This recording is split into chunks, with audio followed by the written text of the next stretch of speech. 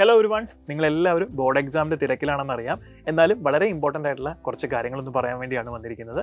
നമുക്കറിയാം KEAM exam date എല്ലാം already publish ചെയ്തിട്ടുണ്ട്. ഏപ്രിലാണ് കീം എക്സാം നടക്കാൻ പോകുന്നത്. അപ്പോൾ നമ്മുടെ ബോർഡ് എക്സാം കഴിയുമ്പോഴത്തേക്കിന് ഏകദേശം മാർച്ച് ഒരു 28-29 കൂടി എക്സാമുകളെല്ലാം ഫിനിഷ് ആകും. ദെൻ അതിനുശേഷം വളരെ കുറച്ച് ദിവസങ്ങൾ മാത്രമാണ് നമ്മുടെ പ്രിപ്പറേഷന് വേണ്ടിയിട്ട് നമുക്കുള്ളത്. സോ ആക്ച്വലി നമുക്ക് 15th മുതലാണ്, ഏപ്രിൽ 15th മുതലാണ് നമ്മുടെ ഒരു ബഫർ ടൈം ഉൾപ്പെടെ കീം എക്സാമിൻ്റെ ഡേറ്റ് ഓൾറെഡി വന്നിട്ടുള്ളത്. അപ്പോൾ നമ്മുടെ കീം എക്സാമിന് വേണ്ടിയിട്ട് നിങ്ങൾക്ക് ബോർഡ് എക്സാമിന് ശേഷം പ്രിപ്പയർ ചെയ്യാനുള്ള ദിവസങ്ങൾ വളരെ കുറവാണ്. ഒരു ലെസ് ദാൻ 15 days ആയിരിക്കും നിങ്ങൾക്ക് കിട്ടുന്നത്. ഈ ഒരു സമയം കൊണ്ട് നമ്മൾ നന്നായിട്ട് തന്നെ പ്രിപ്പയർ ചെയ്താൽ ഡെഫിനറ്റ് ആയിട്ടും നിങ്ങൾക്ക് കീം എക്സാം നല്ലൊരു റാങ്കോടുകൂടി ക്രാക്ക് ചെയ്യാനായിട്ട് സാധിക്കുന്നതാണ്. പിന്നെ ഞാൻ പറയാൻ പോകുന്നത് കീം എക്സാമിൽ മാത്തമാറ്റിക്സിനുള്ള ഇമ്പോർട്ടൻസിനെ പറ്റിയും ഏതൊക്കെ ചാപ്റ്റേഴ്സ് ആണ് നിങ്ങൾക്ക് ഏറ്റവും സ്കോറിംഗ് ആയിട്ട് നിങ്ങൾക്ക് പഠിച്ചെടുക്കാൻ പറ്റുന്നുള്ള കാര്യമാണ്. ഓക്കെ, സോ അപ്പോൾ നമ്മൾ മാത്സിനെ പറ്റി പറയുമ്പോൾ കീം എക്സാമിൻ്റെ സിലബസ് നോക്കിയാൽ തന്നെ നിങ്ങൾക്കറിയാം ഫിസിക്സ്, കെമിസ്ട്രി, മാത്തമാറ്റിക്സിനകത്ത് ഏറ്റവും കൂടുതൽ ചോദ്യങ്ങൾ വരുന്നത് മാത്തമാറ്റിക്സിൽ നിന്നാണ്. 75 ചോദ്യങ്ങളാണ്. ഫിസിക്സിൽ നിന്ന് 45, കെമിസ്ട്രിയിൽ നിന്ന് 30 ഉള്ളൂ. രണ്ടും കൂടെ ചേർന്നാണ് 75 ചോദ്യങ്ങൾ അവിടെ വരുന്നത്. അപ്പോൾ മാത്സിൽ തന്നെ 75 ചോദ്യങ്ങൾ ചെയ്യണം എന്ന് പറയുമ്പോൾ അതൊരു ടാസ്ക് തന്നെയാണ് അല്ലേ. അപ്പോൾ ഈ ടാസ്ക് എങ്ങനെ നമ്മൾ ഹാൻഡിൽ ചെയ്യും? അതായത് നമുക്കറിയാം ബോർഡ് എക്സാമിന് ഇപ്പോൾ നമ്മളൊരു ക്വസ്റ്റ്യൻ നമ്മൾ ആൻസർ ചെയ്യണമെന്നുണ്ടെങ്കിൽ നമ്മൾ വളരെ സ്റ്റെപ്സുകളൊക്കെ എഴുതി ഓരോ സ്റ്റെപ്പിനും നമുക്ക് മാർക്ക് കിട്ടും. അപ്പോൾ അതനുസരിച്ച് ഓരോ സ്റ്റെപ്പ് എഴുതി നമ്മൾ ഫൈനൽ ആൻസർ ചെയ്ത് ലാസ്റ്റ് 2 വരെ ഇടുമ്പോഴേ നമുക്ക് എന്ത് കിട്ടത്തുള്ളൂ, സാറ്റിസ്ഫാക്ഷൻ കിട്ടത്തുള്ളൂ. പക്ഷേ ഒരിക്കലും കീം എക്സാമിന് നമുക്ക് അങ്ങനെ ചെയ്തുകൊണ്ടിരിക്കാൻ പറ്റത്തില്ല. ഒരു ചോദ്യത്തിന് 1 മിനിറ്റാണ് നിങ്ങൾക്ക് മാക്സിമം എടുക്കാൻ പറ്റുന്നത്. 1 മിനിറ്റ് അല്ലെങ്കിൽ ഒരു കുറച്ച് സെക്കൻഡ്സ് എന്ന് വേണമെങ്കിൽ നമുക്ക് പറയാം. അപ്പോൾ നിങ്ങൾ എങ്ങനെ പോലും ഒരു ചോദ്യം വായിച്ച് അതിൻ്റെ കാര്യങ്ങൾ മനസ്സിലാക്കിയെടുത്ത് അത് ചെയ്തു വരുമ്പോഴത്തേക്കിന് എങ്ങനെ പോലും 1 മിനിറ്റിനപ്പുറം കഴിയും. മേ ബി 2 മിനിറ്റ് 3 മിനിറ്റ് വരെ എടുക്കും.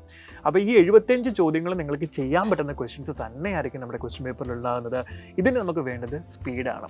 ഓക്കെ, സ്പീഡ് വേണം എന്ന് പറഞ്ഞു കഴിഞ്ഞാൽ നമ്മൾക്കതെങ്ങനെ നേടിയെടുക്കാൻ പറ്റും? കണ്ടിന്യൂസ് പ്രാക്ടീസിൽ കൂടെ മാത്രമേ ആ സ്പീഡ് നമുക്ക് എടുക്കാൻ പറ്റുള്ളൂ അല്ലേ. സോ അതിന് കീം എക്സാമിന് 2 ദിവസം മുന്നേ ഇരുന്ന് മാത്രം പഠിച്ചതുകൊണ്ട് ഒരിക്കലും നിങ്ങൾക്ക് എന്ത് ചെയ്യാൻ പറ്റത്തില്ല, ആ സ്പീഡ് അക്യൂർ ചെയ്യാനും പറ്റത്തില്ല, മാർക്ക് നേടാനും പറ്റില്ല. മാർക്ക് നേടാനുണ്ടെങ്കിൽ accuracy is very very important. അപ്പോൾ ഈ സ്പീഡും ആക്യുറസിയും ഉണ്ടെങ്കിൽ മാത്രമേ നമ്മൾ ഉദ്ദേശിക്കുന്ന രീതിയിൽ നമുക്കത് ക്രാക്ക് ചെയ്യാൻ പറ്റുള്ളൂ. അപ്പോൾ എന്തൊക്കെയാണ് നമ്മൾ ചെയ്യേണ്ട കാര്യങ്ങൾ? നമുക്കറിയാം +1ൻ്റെയും +2ൻ്റെയും സിലബസ് മെർജ് ചെയ്തിട്ടാണ് കീം എക്സാമിന് ചോദിക്കുന്നത്. അപ്പോൾ ഡെഫിനറ്റ് ആയിട്ട് നിങ്ങൾക്ക് +1നും ഇമ്പോർട്ടൻസ് കൊടുക്കണം. ഇപ്പോൾ നിങ്ങൾ +2ൽ കറൻ്റ്ലി പഠിച്ചുകൊണ്ടിരിക്കുന്നതുകൊണ്ട് +2ലെ ടോപ്പിക്കുകളായിരിക്കും നിങ്ങൾക്ക് കൂടുതൽ ഓർമ്മയുണ്ടാകുന്നത്. +1 ടോപ്പിക്കുകളൊക്കെ ഓൾമോസ്റ്റ് നിങ്ങൾ മറന്നു പോയിട്ടുണ്ടായിരിക്കാം അല്ലേ. സോ അപ്പം ഇത് രണ്ടും കൂടെ മാനേജ് ചെയ്യാനാണ് നമ്മുടെ കീം എൻഡ് ഗെയിം ബാച്ച് ഇപ്പം റൺ ചെയ്തുകൊണ്ടിരിക്കുന്നത്. മാത്രമല്ല നമ്മുടെ 2.0 ബാച്ച് ഉടനെ തന്നെ സ്റ്റാർട്ട് ചെയ്യും, 29th സ്റ്റാർട്ട് ചെയ്യും. സോ അതിൽ നമ്മൾ +1 +2 കോൺസെപ്റ്റുകളെല്ലാം തന്നെ എന്ത് ചെയ്യുന്നുണ്ട്, കവർ ചെയ്തിട്ടായിരിക്കും നമ്മൾ മുന്നോട്ട് പോകുന്നത്. അപ്പോൾ ഇനി നമ്മൾ നോക്കുന്നത് മാത്സിലെ ഏറ്റവും ഇമ്പോർട്ടൻ്റ് ഉള്ള ചാപ്റ്ററുകൾ. അപ്പോൾ ഇമ്പോർട്ടൻ്റ് ഉള്ള ചാപ്റ്റർ എന്ന് പറയുമ്പോൾ ബാക്കറ്റ് ചാപ്റ്റർ വേണ്ട എന്നൊരു സംശയം കാണും. അപ്പോൾ അങ്ങനെയല്ല, എല്ലാ ചാപ്റ്ററും നിങ്ങൾ പഠിക്കണം. എന്നാലും വളരെ പ്രയോറിറ്റിയുള്ള നമ്പർ ഓഫ് ക്വസ്റ്റ്യൻസ് കൂടുതൽ ചോദിക്കുന്ന ചില ചാപ്റ്റേഴ്സ് ഉണ്ട്. അതാണ് നമ്മൾ എന്ത് ചെയ്യുന്നത്, നോക്കാൻ പോകുന്നത്. സോ ഫസ്റ്റ് പറയാനുള്ളത് വെക്ടർ ഓൾജിബ്ര എന്ന് പറഞ്ഞ ചാപ്റ്ററാണ്. വെക്ടർ ഓൾജിബ്രയിൽ നിന്ന് ധാരാളം ക്വസ്റ്റ്യൻസ് ചോദിക്കാറുണ്ട്. അപ്പോൾ ഏകദേശം നമുക്കൊരു 6-7 ചോദ്യങ്ങളൊക്കെ എന്ത് ചെയ്യുന്നുണ്ട്, മേ ബി ചോദിക്കാൻ സാധ്യതയുണ്ട്. അതുപോലെ തന്നെ അടുത്ത ചാപ്റ്ററാണ് നമ്മുടെ ഇൻ്റഗ്രേഷൻ എന്ന് പറയുന്നത്. ഇൻ്റഗ്രേഷനിൽ നിന്നും എന്ത് ചെയ്യുന്നുണ്ട്, അത്യാവശ്യം ചോദ്യങ്ങൾ ചോദിക്കുന്ന ചാപ്റ്ററുകളാണ്. ഇപ്പോൾ ഈ ചാപ്റ്ററിൽ ഞാൻ ഈ പറയുന്ന സമയത്ത് ക്വസ്റ്റ്യൻസ് എല്ലാ ചാപ്റ്ററിൽ നിന്നും ഒരു 4 അല്ലെങ്കിൽ 5 ചോദ്യങ്ങൾ വെച്ച് ചോദിക്കും. കാരണം ടോട്ടൽ 75 ചോദ്യങ്ങൾ നമുക്കുണ്ടല്ലോ. അപ്പം അങ്ങനെ പ്രയോറിറ്റി ബേസ് നോക്കുമ്പോൾ ഇപ്പോൾ ഞാൻ പറഞ്ഞത് വെക്ടർ ഓൾജിബ്ര ഉണ്ട്, അതുപോലെ തന്നെ ഇൻ്റഗ്രേഷൻ നമുക്ക് പഠിക്കാനുണ്ട്. പിന്നെ കോംപ്ലക്സ് നമ്പേഴ്സ് എന്ന ചാപ്റ്ററിൽ നിന്ന് ചോദ്യങ്ങൾ ചോദിക്കാറുണ്ട്. സെറ്റ്, റിലേഷൻ ആൻഡ് ഫംഗ്ഷൻ എന്ന് പറഞ്ഞ ചാപ്റ്റർ. അപ്പോൾ നമുക്കറിയാം നമ്മൾ +1ലും +2ലും സെറ്റ്സ് എന്ന് പറഞ്ഞ ചാപ്റ്റർ സിംഗിളായിട്ട് ഒരു ചാപ്റ്ററായിട്ടും പിന്നെ റിലേഷൻ ആൻഡ് ഫംഗ്ഷൻ മറ്റൊരു ചാപ്റ്ററായിട്ടാണ് പഠിച്ചത്. പക്ഷേ എൻട്രൻസിന് ഇത് രണ്ടും കൂടെ കമ്പൈൻ ചെയ്ത് ഒറ്റ ചാപ്റ്ററായിട്ടായിരിക്കും ചോദ്യം ചോദിക്കുന്നത്. അതേപോലെ തന്നെ അടുത്ത ചാപ്റ്ററാണ് മെട്രിസസ് ആൻഡ് ഡിറ്റർമിനൻസ്. മെട്രിസസ് നിങ്ങളൊരു സിംഗിൾ ചാപ്റ്ററായിട്ടാണ് പഠിക്കുന്നത്, ഡിറ്റർമിനൻസും നിങ്ങളൊരു സിംഗിൾ ചാപ്റ്ററായിട്ടാണ് പഠിക്കുന്നത്. പക്ഷേ ഇത് രണ്ടും കൂടെ ക്ലബ് ചെയ്ത് ഒറ്റ ചാപ്റ്ററായിട്ടാണ് എന്ത് ചെയ്യുന്നത്, ചോദ്യം ചോദിക്കുന്നത്. അപ്പോൾ രണ്ടിലും കൂടെ ക്ലബ് ചെയ്തിട്ട് എന്ത് ചെയ്യാം, നമുക്കൊരു 4 അല്ലെങ്കിൽ 5 ചോദ്യങ്ങൾ ചോദിക്കാൻ സാധ്യതയുണ്ട്. ചോദിക്കുന്ന ക്വസ്റ്റ്യൻസ് എല്ലാം നമുക്ക് ഈസിയായിട്ട് ചെയ്യാൻ പറ്റും. കാരണം മെട്രിസസും ഡിറ്റർമിനൻസും വളരെ എളുപ്പമുള്ള 2 ചാപ്റ്റേഴ്സാണ് അല്ലേ. നെക്സ്റ്റ് പറയാൻ പോകുന്നത് പ്രോബബിലിറ്റിയും സ്റ്റാറ്റിസ്റ്റിക്സും കൂടിയാണ്.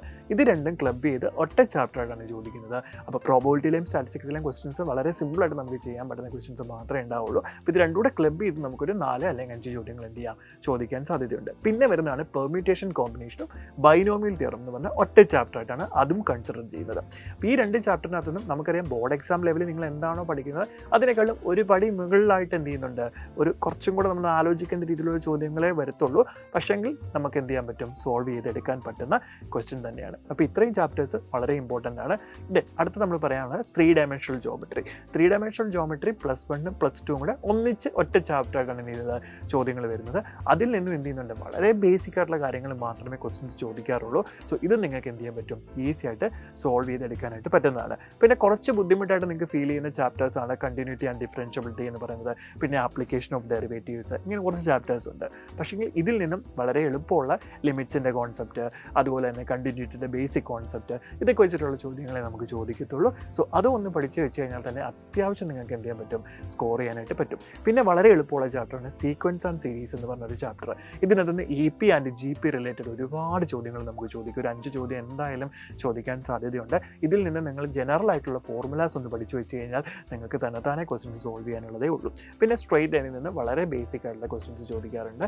അതും നമുക്ക് പഠിച്ചെടുക്കാൻ പറ്റുന്നത് മാത്രമേ ഉള്ളൂ. പിന്നെ എല്ലാവർക്കും ബുദ്ധിമുട്ടുള്ള ചാപ്റ്റർ ആയിരിക്കും ട്രിഗ്നോമെട്രി ആൻഡ് ഇൻവേഴ്സ് ട്രിഗ്നോമെട്രി എന്ന് പറയുന്നത്.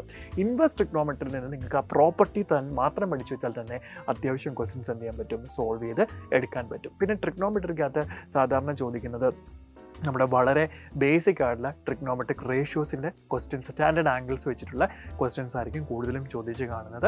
അപ്പോൾ അതും ഒന്ന് വൃത്തിക്കൊന്ന് നോക്കിക്കഴിഞ്ഞാൽ അത്യാവശ്യം നമുക്ക് എന്ത് ചെയ്യാൻ പറ്റും, കീം എക്സാം നന്നായിട്ട് തന്നെ പെർഫോം ചെയ്യാനായിട്ട് സാധിക്കും. സോ അപ്പോൾ ഈ ഒരു ഐഡിയ നമ്മൾക്ക് എപ്പോഴും മനസ്സിലുണ്ടായിരിക്കണം. ഏതൊക്കെ ചാപ്റ്റേഴ്സാണ് ക്ലബ് ചെയ്തിട്ടുണ്ടായിരിക്കുന്നതും ഏതൊക്കെ ചാപ്റ്റേഴ്സിൽ നിന്ന് എത്ര ചോദ്യങ്ങൾ വെച്ച് ചോദിക്കാൻ സാധ്യത ഉണ്ടായിരിക്കും എന്നുള്ളത്.